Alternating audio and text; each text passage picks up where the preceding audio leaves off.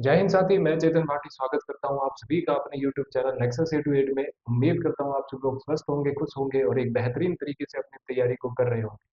साथ ही जैसा कि आप सभी को पता है, हमने लेक्चर 21 में अपना कार्बन एंड इट्स कंपाउंड मतलब कि कार्बन और उसके यौगिक चैप्टर खत्म कर लिया था। और मैंने बताया था कि आज से हम बायो स्टार्ट कर रहे हैं, जो कि हमारा 3 चैप्टर उसमें हम करेंगे। एक लाइफ प्रोसेस, एक कंट्रोल एंड कोऑर्डिनेशन एंड एक हेरिडिटी। तो ये जो हमारा बायो का सिलेबस रहने वाला है साथी। तो आज का जो चैप्टर है उसका नाम है लाइफ प्रोसेस मतलब कि जैव प्रक्रम, जो कि आपकी बुक का चैप्टर 5th है। ठीक है साथी, तो समझते हैं इसी चैप्टर को। तो क्या हमें पढ़ना है? जैव प्रक्रम, लाइफ प्रोसेसेस। ये क्या होते हैं? The processes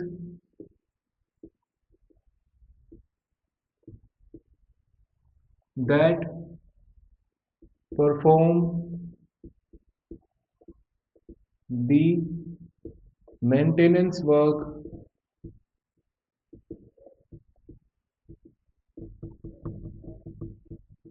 in all living organism, all living organism, उनको हम क्या कहते हैं साथी? Life process. मतलब कि वे सभी प्रक्रम वे सभी प्रक्रम जो जीवों में जो जीवों में अनुरक्षण का कार्य करते हैं, अनुरक्षण का कार्य करते हैं, उन्हें हम बोलते हैं जैव प्रक्रम। क्या बोलते हैं साथी? जैव प्रक्रम। अब ये कितने टाइप्स के होते हैं? मैं आपसे पूछूं कि हमें अपनी बुक में कितने लाइफ प्रोसेस पढ़ने हैं? 4। कितने पढ़ने हैं? 4। पहला साथी हम जो पढ़ेंगे वो होगा न्यूट्रिशन। न्यूट्रिशन मतलब कि पोषण। क्या होगा साथी? पोषण। दूसरा जो हमें पढ़ना है साथी वो होगा रेस्पिरेशन।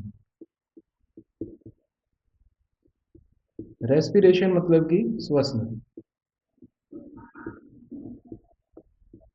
तीसरा जो हम पढ़ेंगे साथी वो होगा ट्रांसपोर्टेशन।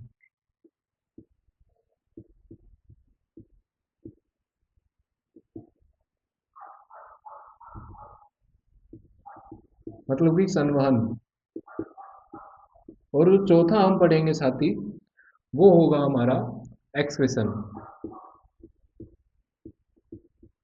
मतलब कि उत्सर्जन। अगर मैं एक छोटा सा इन सभी का बताऊं, मैं थोड़ी सी डिटेल, बाकी हम एक को बात एक एक करके सभी को डिटेल में पढ़ेंगे। तो पोषण का मतलब क्या होता है? सोर्स ऑफ एनर्जी को हमारे शरीर के अंदर ट्रांसफर करना। मतलब हमें एनर्जी कहाँ से मिलती है? अगर मैं आपसे पूछूं, खाने से। तो खाने को जिस प्रोसेस से हम अपने अंदर शरीर के अंदर ट्रांसफर करते हैं उसे क्या बोलते हैं हम साथी? न्यूट्रिशन, पोषण।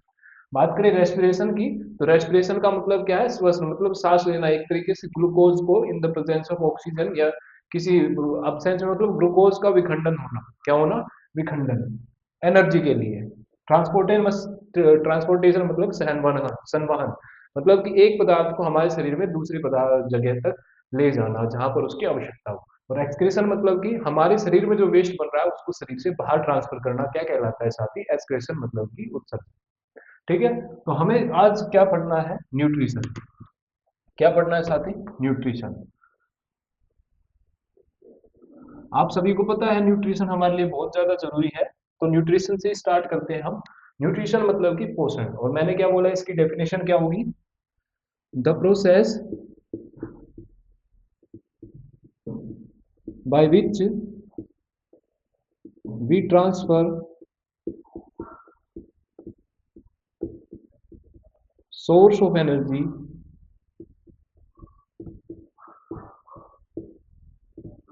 into our body, into our body। जिस प्रक्रम से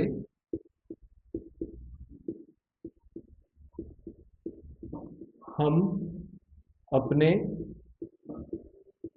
शरीर में सोर्स ऑफ एनर्जी मतलब कि एनर्जी मतलब ऊर्जा के स्रोत का, ऊर्जा के स्रोत को ग्रहण करते हैं, को ग्रहण करते हैं, इसको हम क्या बोलते हैं साथी? न्यूट्रिशन। अब ये जो न्यूट्रिशन होता है, न्यूट्रिशन ये दो तरह का होता है साथी। जो पोषण होता है वो कितने तरीके का होता है, अगर मैं आपसे पूछूं दो तरीका। एक होता है ऑटोट्रोप्स न्यूट्रिशन, मतलब ऑटो न्यूट्रिशन एक तरह से हम बोल सकते हैं, और एक हेटेरोट्रोप्स।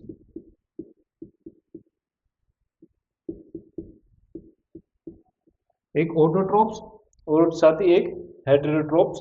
मतलब कि ऑटोट्रोप्स को हम बोलेंगे स्वपोषी, स्वपोषी, और हेटेरोट्रोप्स मतलब कि विषमपोषी, विषम पोषी। अगर मैं इनकी बात करूं कि ये क्या होते हैं, तो ऑटोट्रोप्स अपना खाना खुद बनाते हैं, make food it's by itself, by itself, जो अपना खाना खुद बनाए, जो अपना खाना खुद बनाए।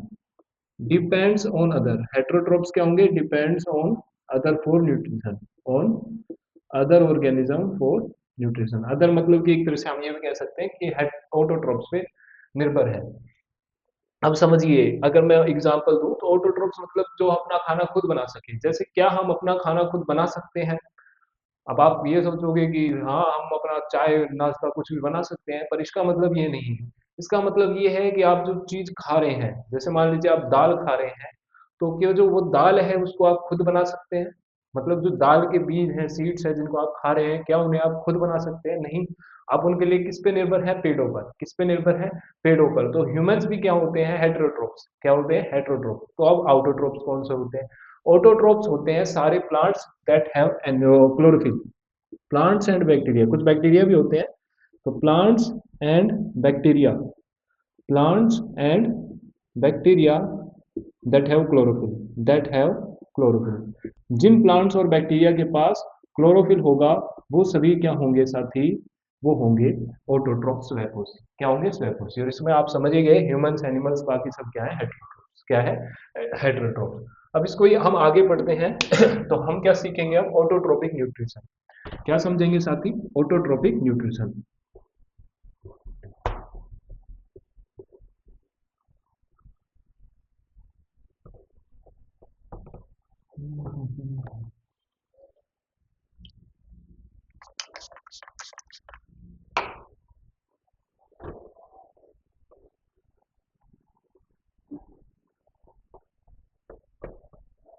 अब हमें समझना है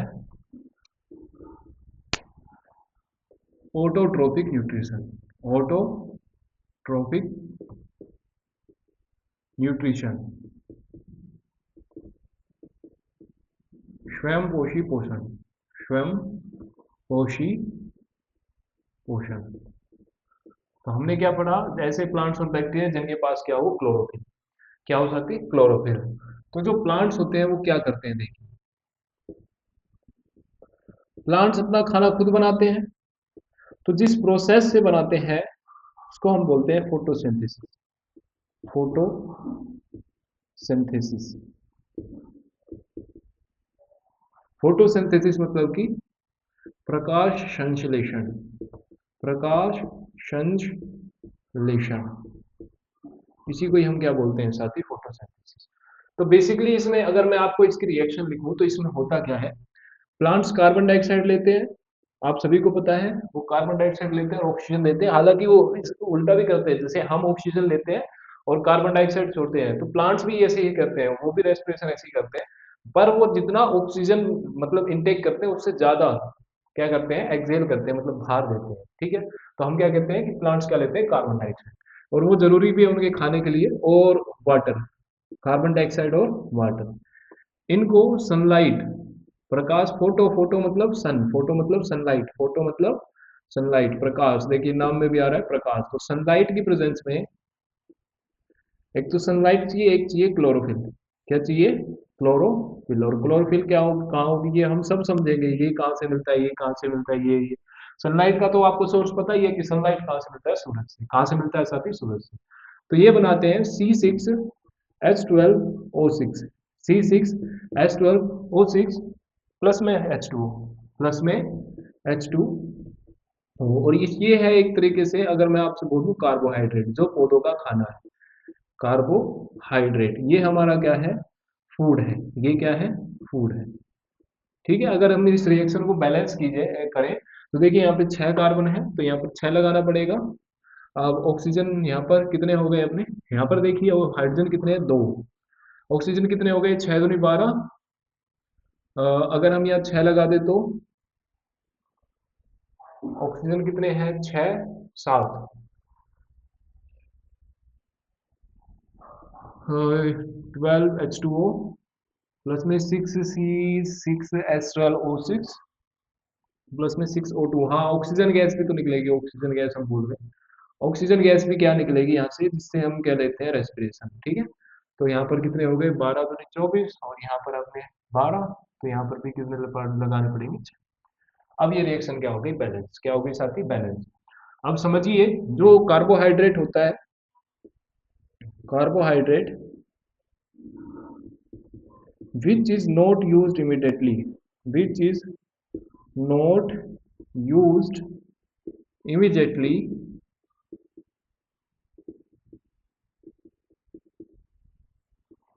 stored as a fat, stored as starch, stored as starch। जो कार्बोहाइड्रेट तुरंत यूज नहीं होता, मतलब पौधा उसको कंज्यूम नहीं करते, उसको वो किस रूप में अपना स्टोर कर लेते हैं, मंड के रूप में। किस रूप में, मंड के रूप में, स्टार्च के रूप में, और जिसको हम ग्रहण कर लेते हैं। जिसको हम कौन ग्रहण कर लेता है, हम। ठीक है, अब बात करते हैं CO2। मतलब कि ये जो पौधे होते हैं, ये गैसेस का एक्सचेंज कहाँ से करते हैं, गैस एक्सचेंज कहाँ से करते हैं, गैस एक्सचेंज। तो साथ ही गैस एक्सचेंज पौधे करते हैं स्टोमेटा के थ्रू। किसके थ्रू, स्टोमेटा। स्टोमेटा मतलब कि रंध्र, स्टोमेटा मतलब कि रंध्र। आप सभी को पता है, जो लीफ होते हैं, 9th क्लास में पढ़ा था, उसमें एपिडर्मिस होती है, उसमें क्या होते हैं, अपने जो लीफ होते हैं उसमें छोटे छोटे छेद होते हैं। क्या होते हैं, छेद, ऐसे। ये छेद हो गया, इसको हम बोलेंगे स्टोमेटा। क्या बोलेंगे साथी, स्टोमेटा। ठीक है, और ये गार्डेड होता है, मतलब इसकी जो सुरक्षा है एक तरह से कौन करती है, मतलब ओपनिंग और क्लोजिंग के लिए कौन इंपॉर्टेंट रोल प्ले करती हैं, ये दो सेल्स, इनको हम बोलते हैं गार्ड सेल। क्या बोलते हैं साथी, गार्ड सेल, यानी कि रक्षी कोशिका, रक्षी कोशिका। तो होता क्या है, पौधों में पानी जब इन गार्ड सेल में आता है तो ये फूल जाती है। क्या हो जाती है, फूल जाती है। तो एक तरह से मैं आपको बात करूं, फूल कर ये जो एक तरह से वो क्या नाम है, रंध्र है, जो छोटा छोटा पोर्स है। स्टोमेटा मतलब कि small pores, small pores on leaf, on leaf. जो पत्तों में छोटे छोटे छेद हैं, जब ये द्वार कोशिकाओं में पानी आता है तो ये फूल जाएंगे, फूलने की वजह से ओपन हो जाता है गेट। क्या हो जाता है, गेट ओपन। और जब इनमें से पानी बाहर निकल जाता है तो ये सिकुड़ जाती है, श्रिंक कर जाती है, जिसकी वजह से गेट बंद। गेट क्या हो जाता है, बंद। तो मतलब जब ये खुला होगा तो गैसेस का एक्सचेंज हो जाएगा, और जब ये बंद होगा तो गैसेस का एक्सचेंज नहीं होगा। तो गार्ड सेल कैसे काम करती है, कि when water flows into guard cell, जब ये गार्ड सेल में वाटर फ्लो करता है तो ये क्या हो जाती है, स्वेलो। स्वेलो मतलब कि फूल जाती है, और फिर क्या हो जाता है, ओपन हो जाता है गेट, ओपन पोर। ठीक है, और जब when water flows out from the guard cell, out from guard cell, तो ये क्या हो जाती है साथी, श्रिंक। क्या हो जाती है, श्रिंक। और श्रिंक होने की वजह से जो पोर है वो क्लोज होता है, पोर वो जो क्लोज हो जाता है, रंध्र क्या हो जाता है, क्लोज। मतलब कि जब पानी गार्ड सेल मतलब रक्षी कोशिकाओं के अंदर आ जाता है तो वो फूल जाती है, फूलने की वजह से जो रंध्र है वो खुल जाते हैं, रंध्र खुल जाते हैं, रंध्र क्या हो जाते हैं, खुल जाते हैं। और जब ये श्रिंक मतलब सिकुड़ जाती है तो रंध्र क्या हो जाते हैं, बंद। रंध्र क्या हो जाते हैं साथी, बंद। रंध्र क्या हो जाते हैं, बंद। तो गैसेस का एक्सचेंज जैसे हो गया। अच्छा, वाटर, वाटर कहाँ से लेंगे प्लांट्स, वाटर लेंगे रूट्स से। रूट एब्जॉर्ब करती है पानी को, ये हम सबको पता है। जो जड़ें होती हैं वही तो पानी को सोखती हैं, जड़ें। सनलाइट, तो सन से मिल जाएगी। क्लोरोफिल कहाँ होगा, क्लोरोफिल भी पत्तियों में या फिर हरे भाग में होता है, क्लोरोफिल।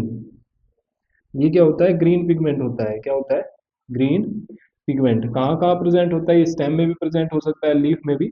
ये एक तरह से क्लोरीन काइमा में, क्लोरीन काइमा, या हम बात करें क्लोरोप्लास्ट, क्लोरोप्लास्ट, इन दो जगह ये पाया जाता है पौधों में।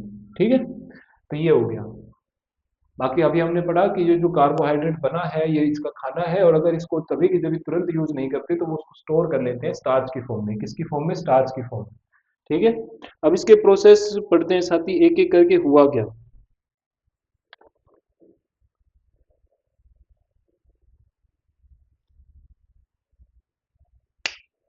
अब इनके पढ़ते हैं एक एक करके प्रोसेस, मतलब कि स्टेप बाय चीजें चली होंगी, ये तो है नहीं डायरेक्ट ये चीज बन गई, तो वो स्टेप भी हमें समझने हैं। ठीक है, उन्हीं को ही हम समझते हैं।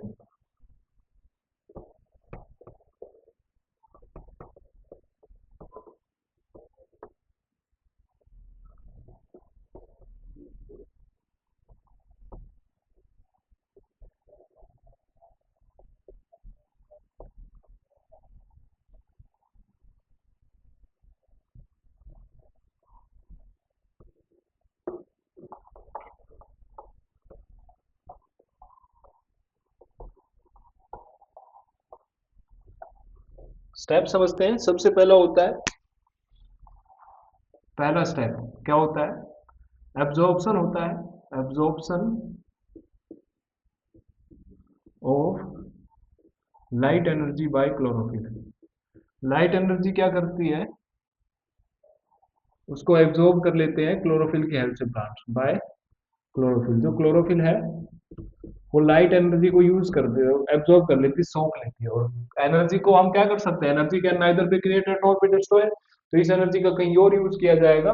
और वो क्या होगा? वो दूसरे स्टेप में होगा, लाइट एनर्जी को चेंज किया जाएगा केमिकल एनर्जी। जो लाइट एनर्जी है साथी, उसको किस में चेंज करेंगे? केमिकल एनर्जी में। किस में चेंज करेंगे? केमिकल एनर्जी, रासायनिक ऊर्जा में।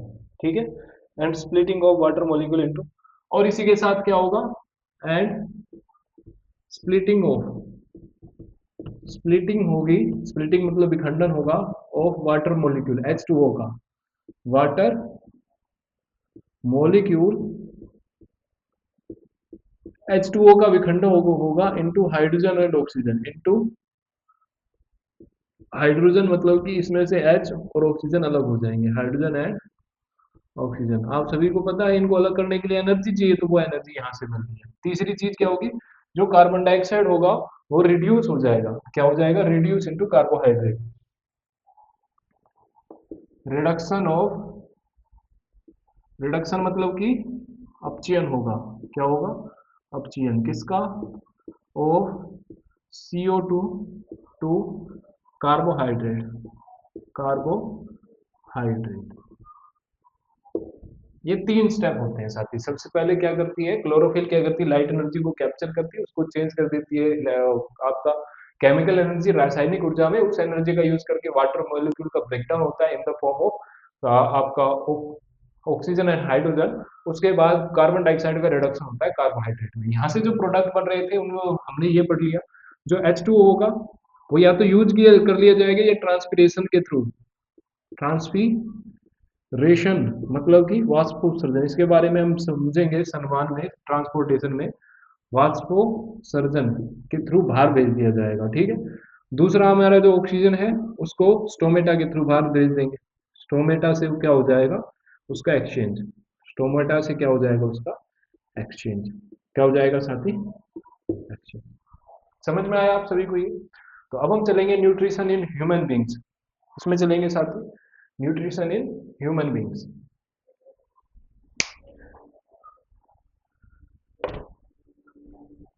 एक एक स्टेप से समझेंगे।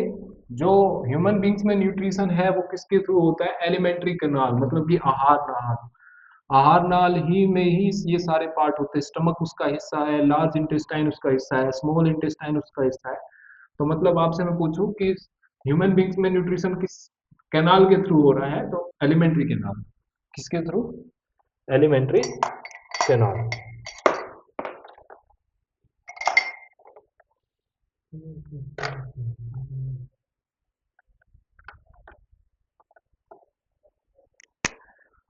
न्यूट्रिशन इन ह्यूमन बींग्स, मानवों में न्यूट्रिशन कैसे होता है। तो इसके लिए कौन रिस्पॉन्सिबल है साथी, alimentary canal, elementary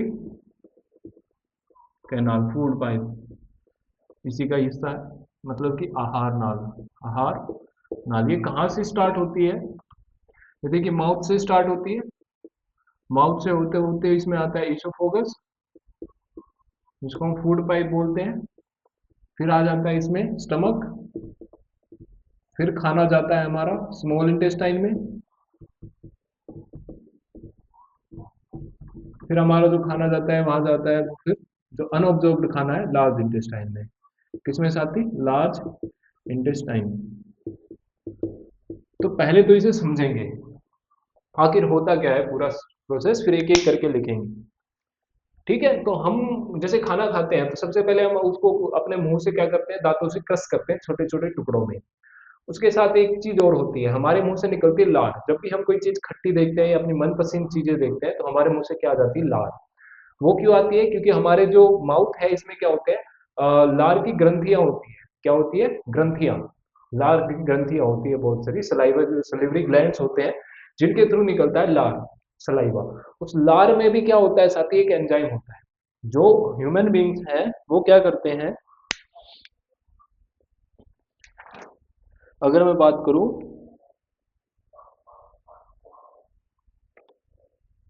human beings में होते हैं कैटलिस्ट, क्या होते हैं साथी, कैटलिस्ट, जो क्या करते हैं, खाने को पचाते हैं, खाने को क्या करते हैं, पचाते हैं। ह्यूमन बींग्स में क्या होते हैं साथी, ह्यूमन बींग्स में होते हैं कैटलिस्ट, कैटलिस्ट यानी कि एंजाइम, क्या होते हैं, एंजाइम। एंजाइम क्या करते हैं हमारे, एक तरह से पाचन में ये मदद करते हैं, क्या करते हैं, मदद, चेंज करवा देते हैं बहुत सारी चीजों को। ये क्या करते हैं एंजाइम, जो आपका कॉम्प्लेक्स सब्सटेंस है, कॉम्प्लेक्स सब्सटेंस, उसको चेंज कर देते हैं सिंपल सब्सटेंस में, सिंपल सब्सटेंस में, सिंपल सब्सटेंस। जो जटिल अणु है उनको सरल अणु में, सरल अणु में विघटित कर देते हैं, कौन, एंजाइम, कौन, एंजाइम। जैसे हम पेप्सिन, ट्रिप्सिन, ये सब होते हैं लार एमाइलेज।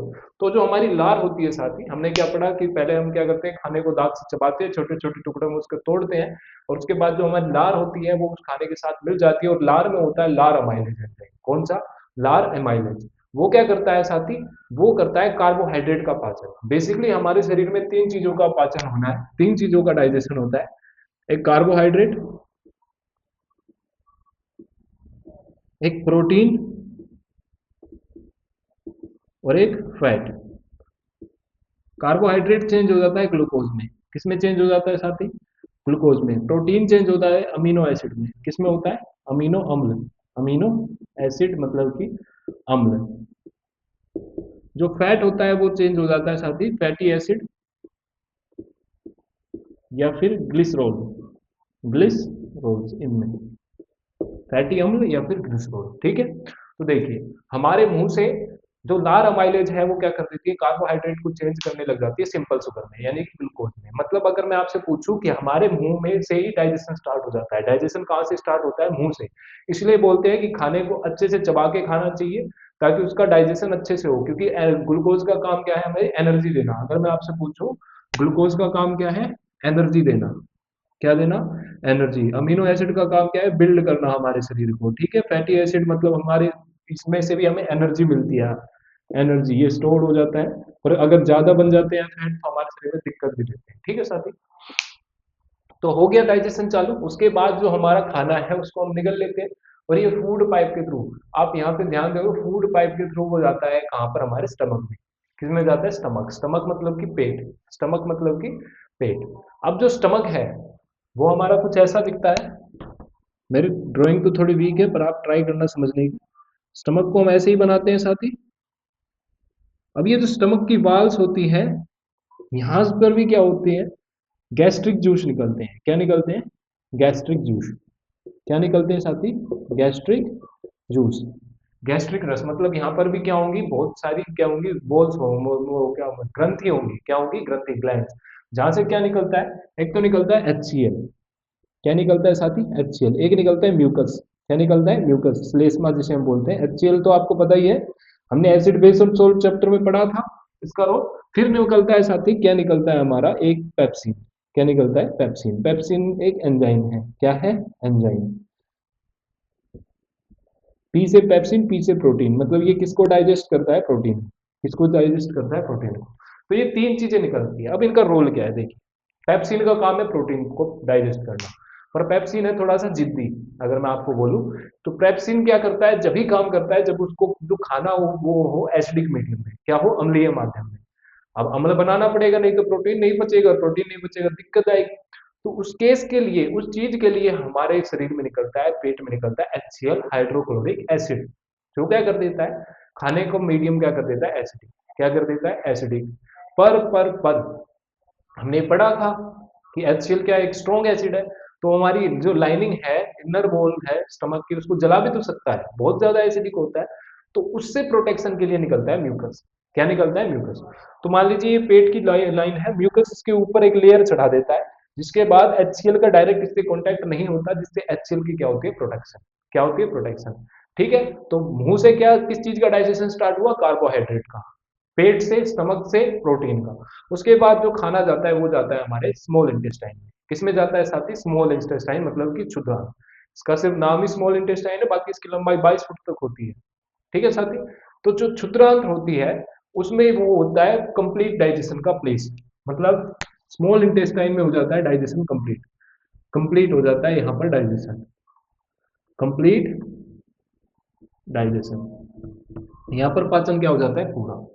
स्मॉल इंटेस्टाइन किस किस की हेल्प लेती है, एक तो ये लेती है लीवर की हेल्प, ठीक है, और एक लेती है पैनक्रियाज की, पैनक्रियाज की। और इसमें खुद में भी इंटेस्टाइनल जूस निकलते हैं, इंटेस्टिनल जूस, ये तीन चीजें इसमें से सीक्रेट होती है। लिवर से लेती है ये बाइल जूस और बाइल सॉल्ट, ठीक है। पैनक्रियाज से लेती है ट्रिप्सिन, और ट्रिप्सिन का काम क्या है, ट्रिप्सिन का काम भी क्या है हमारा, प्रोटीन को, और जो लाइपेज, दो चीजें निकलते हैं, लाइपेज करता है फैट को डाइजेस्ट, और ट्रिप्सिन करता है प्रोटीन को। बाइल जूस का काम क्या है, हमारा जो मीडियम है उसको क्या कर देना, बेसिक बना देना, ठीक है। और फैट प्रेजेंट इन लार्ज को बाइल सोल्यूट क्या करता है, बाइल सोल्ट ब्रेक करता है फैट ग्लोब्यूल्स को, किसको ब्रेक करता है, फैट ग्लोब्यूल्स को। इसको हम समझेंगे, सारी चीज को लिखेंगे। जो फैट होती है, जो फैट की गोलियां होती है, बड़ी बड़ी गोलियां होती है, उनको काम करने के लिए, पहली बात तो हमने मीडियम तो जो निकला था खाना स्मॉल स्टमक से स्मॉल इंटेस्टाइन में, वो था एसिडिक। पर ट्रिप्सिन जब काम करेगा, जब क्या होगा, बेसिक।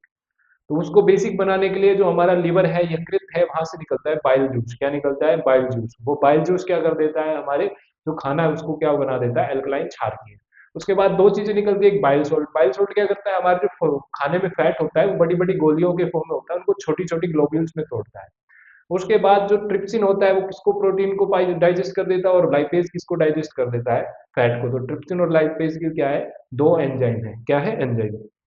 उसके बाद हमारी जो स्मॉल इंटेस्टाइन है, मान लीजिए ये हमारी स्मॉल इंटेस्टाइन है, ऐसे इसमें ऐसे होती है विलीज, क्या होती है, जैसे हमारी उंगली होती है ना, ऐसे प्रोजेक्शंस होते हैं, इनको हम बोलते हैं विली, क्या बोलते हैं साथी, विली। इनका जो कॉन्टैक्ट होता है, एक तरीके से आप ऐसे समझिए, वो होता है ब्लड वेसल्स के साथ, ब्लड वेसल मतलब कि रक्त की नलियां, खून की नसें, खून की नसें। तो यहाँ से जो खाना ये डाइजेस्ट करके कहाँ भेज दे देती है, विली में, विली के थ्रू कहाँ भेज देता है, हमारी ब्लड वेसल रक्त में, और जहां जहां हमारे शरीर में उस खाने की आवश्यकता है वहां तक ये खाना रक्त के साथ पहुंच जाता है। जो बचा हुआ अनएब्जॉर्ब्ड खाना है वो जाता है लार्ज इंटेस्टाइन में, किसमें जाता है, लार्ज इंटेस्टाइन में। वहां पर उसमें से अतिरिक्त पानी, जो एक्स्ट्रा वाटर है, उसको विली, वहां पर भी बहुत ज्यादा विली होती है, उनके थ्रू क्या कर लेते हैं, एब्जॉर्ब। और फिर जो बचा हुआ वेस्ट है उसको एनस के थ्रू, गुदा द्वार के थ्रू शरीर में बाहर भेज दिया जाता है। समझ में आया। अब इसी को ही हम लिखेंगे एक एक करके, जिससे हमारा जो कॉन्सेप्ट है वो और ज्यादा क्लियर हो जाएगा।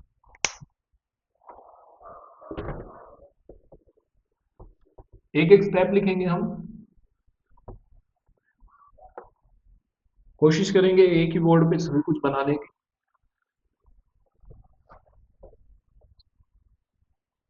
चलिए स्टार्ट करते हैं। तो सबसे पहले खाना कहाँ होगा? माउथ में एंटर करेगा। कहाँ एंटर करेगा? माउथ में। यहां पर हमने पढ़ा दो चीजें होंगी। एक तो फूड को क्रश किया जाएगा, फूड क्रस्ट बाई टीथ, छोटे छोटे टुकड़ों में खाने को तोड़ा जाएगा। इसको हिंदी में लिख सकते हैं आप। दूसरा क्या निकलेगा? लार अमाइलेज, स्लाइवली सिलिवरी अमाइलेज, सिलिवरी अमाइलेज। जिस चीज की हिंदी मेरे को लिखनी की जरूरत लगेगी मैं उसकी लिख दूंगा। जैसे इसको बोलते हैं लार अमाइलेज। क्या बोलते हैं? लार एमाइलेज। ये क्या होता है साथी? ये होता है एक एंजाइम। क्या होता है? एंजाइम। कहाँ से निकलता है ये? सेलिवरी ग्लैंड से। सेलिवरी ग्लैंड्स मतलब कि लाला ग्रंथि, लाला ग्रंथि। ठीक है।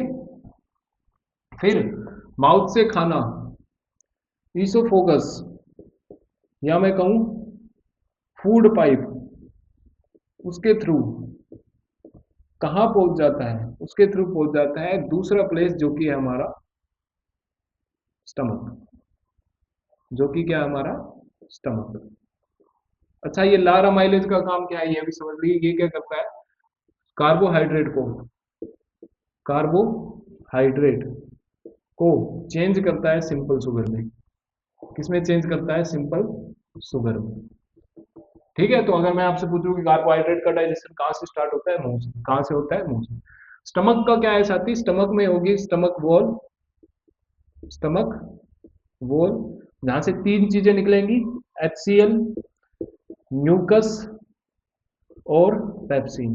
ये तीन चीजें निकलेंगी। HCl का काम क्या है? Make acidic medium. इसका काम क्या है? एसिडिक मीडियम बनाना। म्यूकस का काम क्या है? Protection of wall, protection of wall bye HCl से प्रोटेक्शन करना। पेप्सिन का काम क्या है?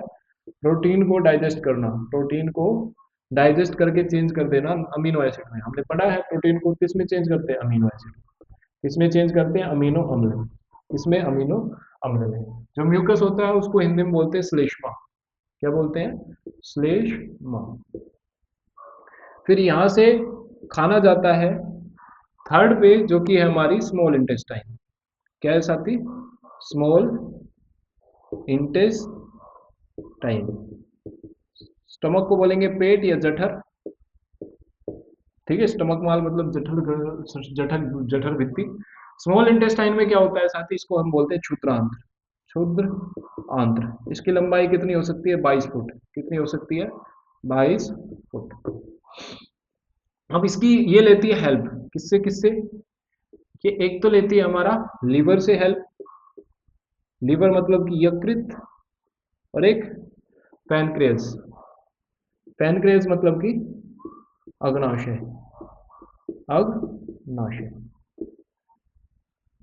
पहली बात तो ये जो स्मॉल इंटेस्टाइन होती है ये यहाँ पर डाइजेशन कंप्लीट होता है, कंप्लीट डाइजेशन, कंप्लीट डाइजेशन, पाचन खत्म हो जाता है। अच्छा, यहाँ से इंटेस्टिनल जूस भी निकलते हैं, इंटेस्टिनल जूस, आत्र रस। क्या बोलेंगे इसको? आत्र रस। लीवर हमें दो चीजें देता है। कितनी चीजें देता है? दो। पहली चीज बाइल जूस, बाइल जूस। इसका काम क्या होता है? एल्कलाइन मीडियम बनाना, एल्कलाइन मीडियम। एल्कलाइन मीडियम की मतलब साथी क्षारकीय माध्यम, क्षारकीय माध्यम हमें प्रोवाइड करना। ठीक है। दूसरा हमें ये देता है बाइल सोल्ट। क्या देता है? Bile salt. बाइल सोल्ट का काम क्या है? ये क्या करता है? लार्ज फैट ग्लोब्यूल्स को, लार्ज फैट ग्लोब्यूल्स, इनको चेंज कर देता है साथी small fat globules, small fat globules. जो फैट मतलब कि वसा, वसा की बड़ी बड़ी गोलिका, ग्लोब्यूल्स मतलब गोलिका, इनको छोटी गोलिकाओं में तोड़ देता है। पैनक्रियास से क्या निकलता है? ट्रिप्सिन और लाइपेज, ट्रिप्सिन और लाइपेज।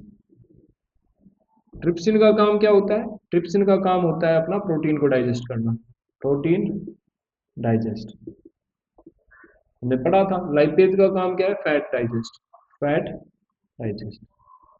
एक तरह से इन दोनों को क्या चाहिए? Alkaline medium. क्या चाहिए? Alkaline medium. इसीलिए क्या होता है, एल्कलाइन मीडियम उसे बनाया जाता है बाइल जूस की हेल्प से। किसकी हेल्प से? Bile juice. तीसरी चीज यहाँ पर एक और चीज होती है, यहाँ पर होती है विलीज। क्या होती है? विल्ली। विल्ली क्या होती है? Projection like finger, projection like finger, उंगली जैसे प्रवर्त, उंगली जैसे प्रवर्त। ठीक है साथी। और इनका दो काम है, एक तो सरफेस एरिया इंक्रीज करना, surface area increase for absorption, for absorption, उसको खाने को जो बना है उसको एब्जॉर्ब करने के लिए, सोखने के लिए सरफेस एरिया इंक्रीज करना है। दूसरा इनका कांटेक्ट होता है, कांटेक्ट होता है विद ब्लड वेसल्स, जो खून की नसें हैं उनके साथ इनका क्या होता है? कांटेक्ट। क्या होता है साथी? कांटेक्ट। ठीक है। उसके बाद जो खाना है वो खाना हमारा कहाँ जाता है? चौथा प्लेस जो कि है हमारा लार्ज इंटेस्टाइन, लार्ज इंटेस्टाइन। यहाँ पर कौन सा खाना आया? यहाँ पर आया अनएब्जॉर्ब फूड, अनएब्जॉर्ब फूड, बिना पचा हुआ भोजन। यहाँ पर भी क्या होती है? विली होती है जो क्या करती है? एक्सेस वाटर को एब्जॉर्ब कर लेती है, एक्सेस वाटर को क्या कर लेती है? एब्जॉर्ब। और जो बचा हुआ वेस्ट है वो यहाँ से जाता है एनस में। कहाँ जाता है? एनस में। उसके बाद वहाँ वहां से वो उत्सर्जित, मतलब कि एक्सक्रीट कर देते हैं शरीर से हम बाहर। एक्सक्रीट मतलब कि उत्सर्जित, क्या कर देते हैं? उत्सर्जित। समझ में आया? एक दो चीज और है, जैसे यहाँ पर जो माउथ से स्टमक तक जाती है, यहाँ पर होती है अपनी कंट्रेक्शन, जो मसल्स होती है वो बार बार क्या करती है? Contraction. Lining of canal have muscles that rhythmically contract. यहाँ पर होती है मसल्स, मतलब पेशियां जो क्या करती है? रिदमेटिकली, रिदम में क्या करती है? कंट्रैक्ट, मतलब सिकुड़ती है फिर फैलती है, ऐसे सिकुड़ती है फैलती है, सिकुड़ती है फैलती है, जिससे खाना जाता है नीचे। यहाँ पर होती है अपनी स्फिंक्टर। क्या होती है? स्फिंक्टर। स्फिंक्टर मतलब कि अवरोधनी, अवरोधनी, मतलब ये क्या करती है? खाने को नीचे जाने देती है पर नीचे से ऊपर नहीं आ सकता खाना यहाँ से। ठीक है, तो इसलिए ये हेल्पफुल भी है। ठीक है, तो ये हमारा हो गया लाइफ प्रोसेस में न्यूट्रिशन इन ह्यूमन बींग्स। अब इसको समझते हैं। ठीक है, सभी को क्लियर दिख रहा है?